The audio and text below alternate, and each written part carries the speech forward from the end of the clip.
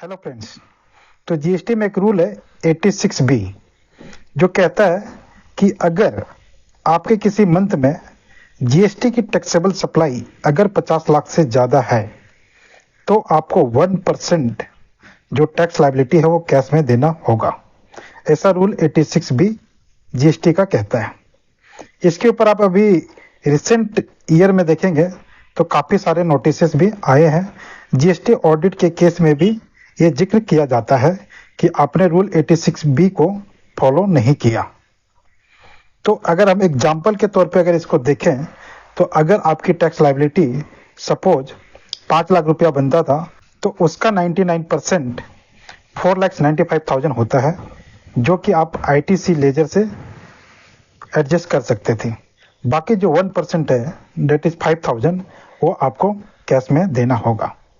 तो घबराइए नहीं, इसके भी एक्सेप्शन है। अगर आप उसमें फॉल कर गए तो आपको 1% भी कैश में नहीं देना होगा। वो एक्सेप्शन क्या है मैं आपको समझाता हूँ। अगर आपने या आपके डायरेक्टर या पार्टनर ने पिछले 2 साल में हर साल 1 लाख रुपया से ज़्यादा एडवांस टैक्स दिया हो तो आप एक्सेप्शन में आ जाएंगे। या दूसरा जो एक्सेप्शन है, अगर पिछले साल में अगर आपने 1 लाख से ज़्यादा जीएसटी का रिफंड क्लेम किया हो और वो जीएसटी का रिफंड आपका एक्सपोर्ट पे हो सकता है या तो इन्वर्टेड ड्यूटी स्ट्रक्चर के कारण भी हो सकता है।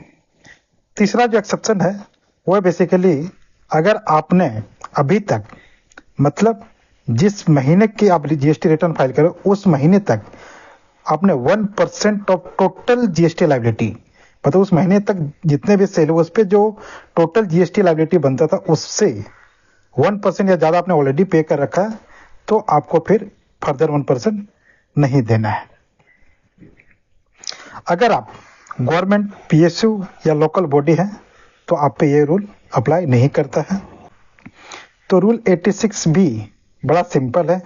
एक्चुअली गवर्नमेंट चाहती है कि हर बिजनेस थोड़ा सा कैश भी पे करे ताकि सब कुछ आईटीसी से एडजस्ट ना हो जाए।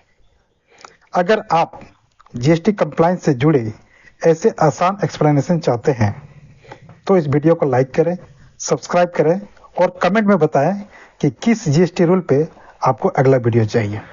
जय हिंद।